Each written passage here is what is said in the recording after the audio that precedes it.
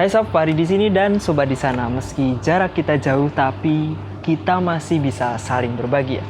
Sobat sekalian, Fahri di rerungkutan bebungaan anggrek. Nah, ketika di sela-sela bebungaan anggrek ini merasa sangat wangi, gitu sobat sekalian. Fahri akan kasih tips sederhana nih sobat sekalian, supaya anggrek sobat sekalian itu bisa berbunga serempak seperti ini. Punyai anggrek yang subur dan berbunga serempak pasti menjadi impian setiap insan, kecuali yang tidak. Sobat penasaran tipsnya seperti apa? Karena cukup diaplikasikan hanya 6 bulan sekali. Ikutin Fahri terus ya.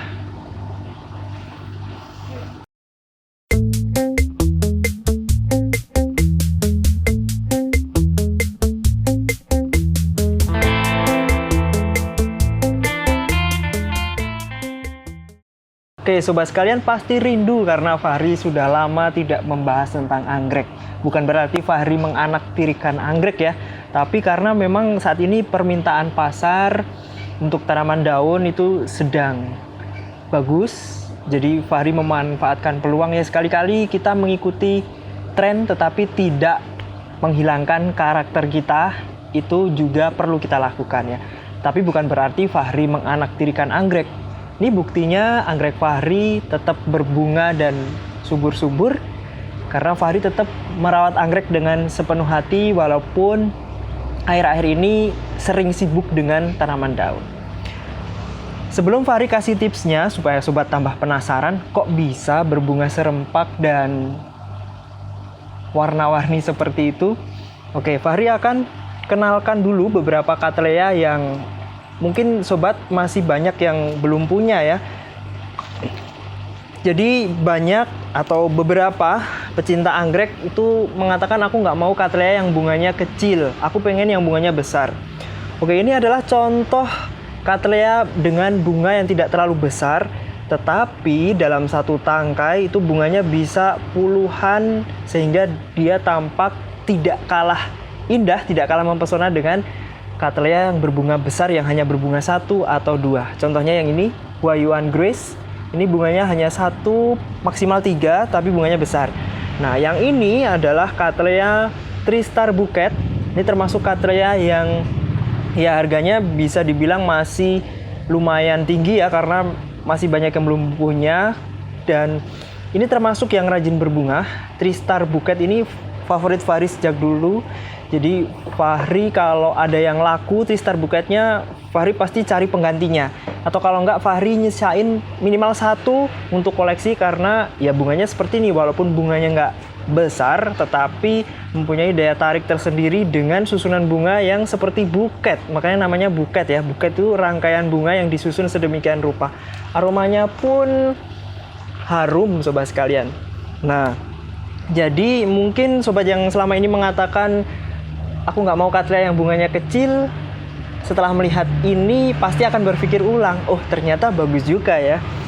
Selain itu ada juga yang nggak kalah cakep nih. Ini Fahri taruh bawah dulu ya. Ini tadi Fahri ganjelin kaktus karena gelimpang-gelimpang sobat sekalian. Oke, Fahri taruh bawah dulu karena rempong sekali.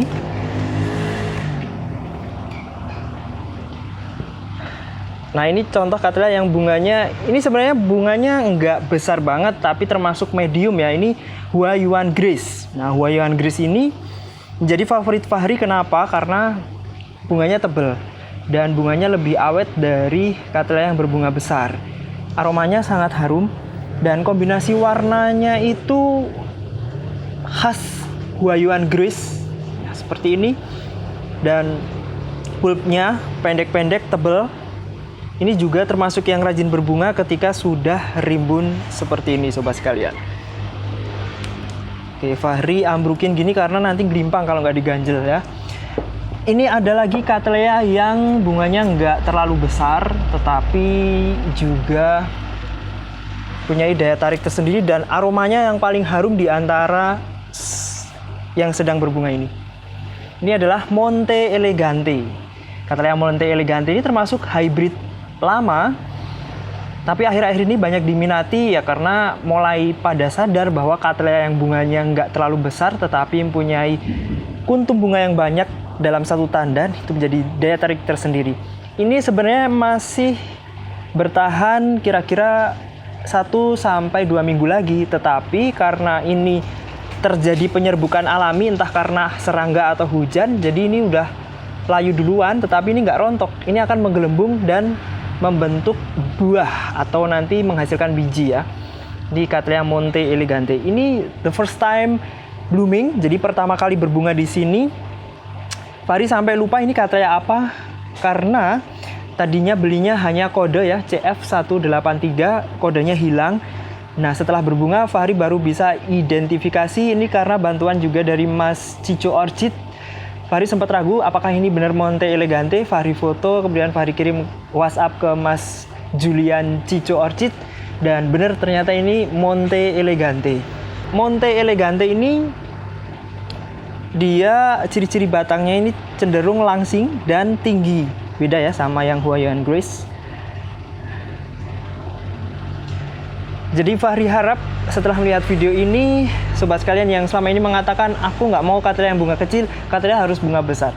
Dengan menonton ini pasti berpikir ulang, oh ternyata cakep juga ya.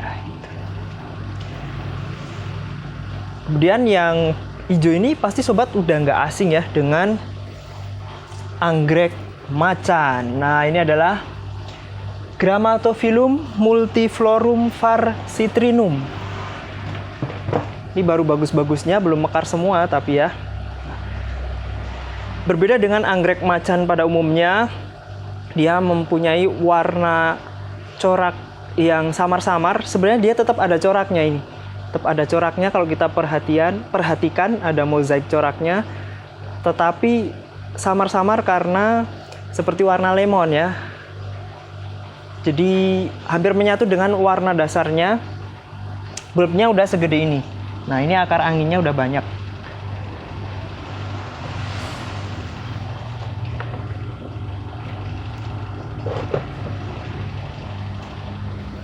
Dan ini ada Dendrobium spatulata hybrid. Ini bunganya ungu gelap, ini ungu muda. Terus ini ada Epidendrum ciliare, ini spesies dari Brazil, Amerika tropis ya.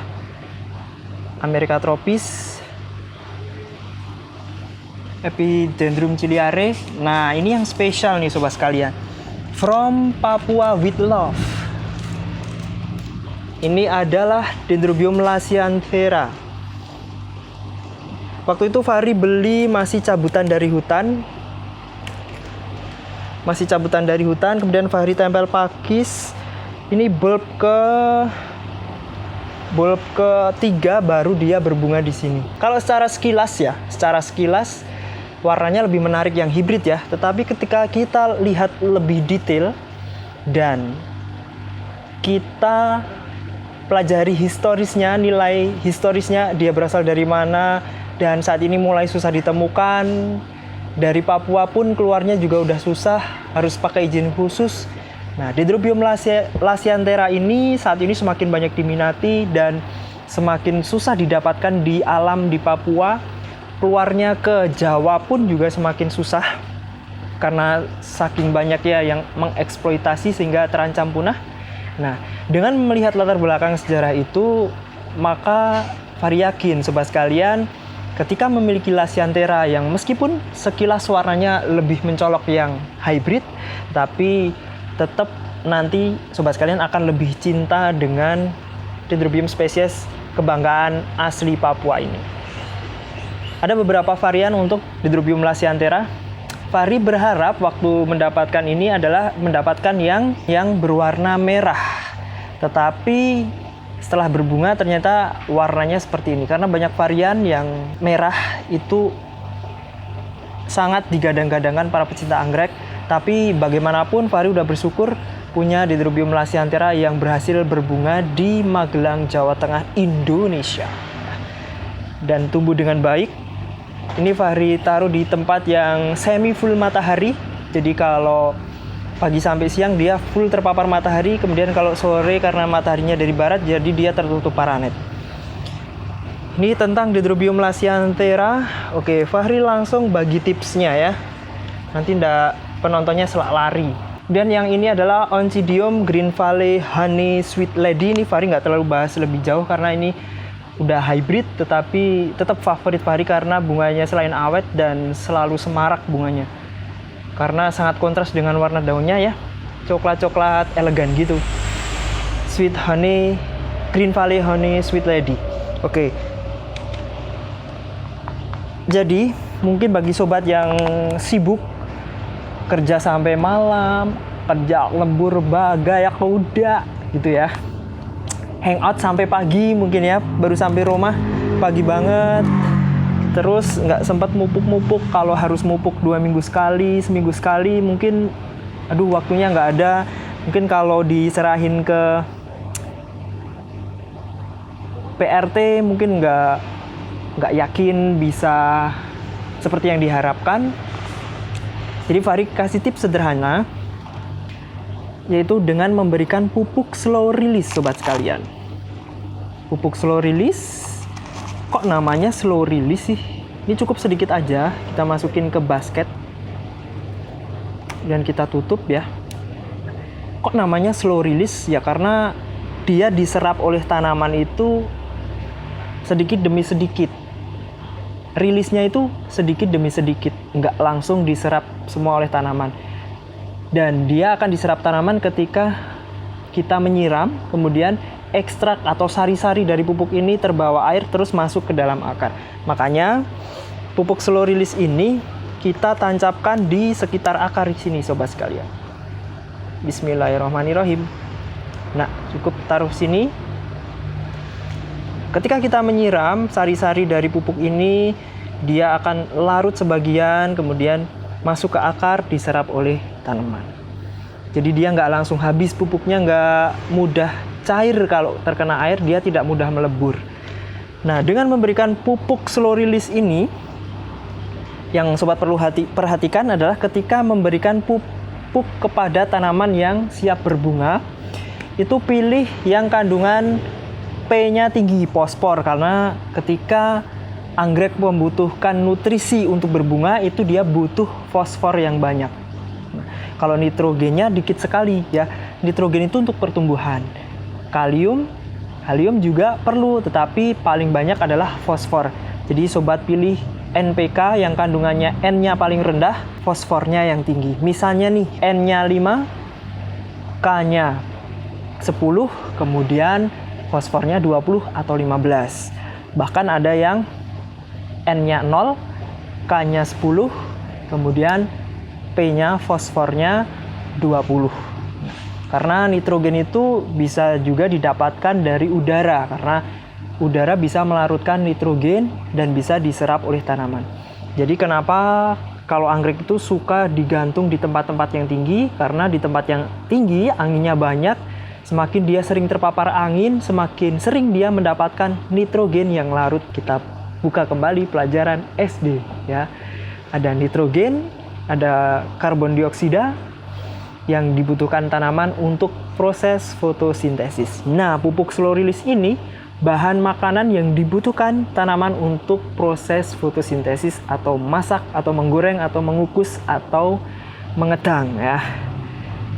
Oke, jadi dengan pupuk slow release ini, Fahri harap anggrek sobat sekalian yang sibuk nggak bisa merawat tiap hari, nggak bisa melihat anggreknya tiap hari, cukup menaruh pupuk slow release ini setiap 6 bulan sekali. 6 bulan sekali idealnya diganti ya, walaupun nanti dalam 6 bulan pupuknya masih ada butiran-butiran, tetapi nutrisinya udah semakin sedikit atau bahkan sudah habis. Jadi sobat bisa memberikan pupuk slow release yang baru.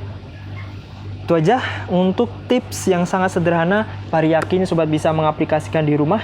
Cari pupuk slow release-nya di mana kak? Bisa cari online, sekarang zamannya online. Keranjangnya di mana kak? Online juga. Fahri juga sediain di Shopee ya, murah sekali harganya. Nggak sampai 10.000 satunya. Nggak sampai 5.000 satunya ya. 10.000 dapat 3 ya kak ya.